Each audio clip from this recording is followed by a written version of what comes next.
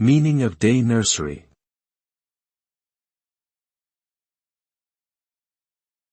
Day nursery.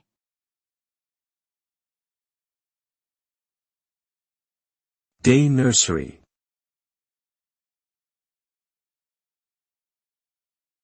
Day nursery.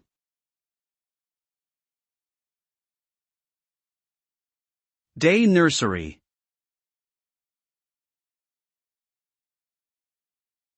A day nursery is a facility that provides supervised care for young children during the day.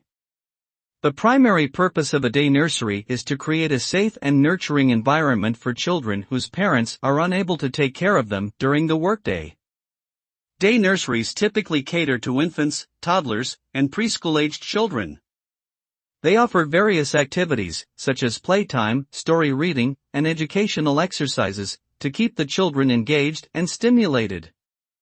In addition to providing childcare services, day nurseries may also offer meals and diapers to ensure the children's basic needs are met.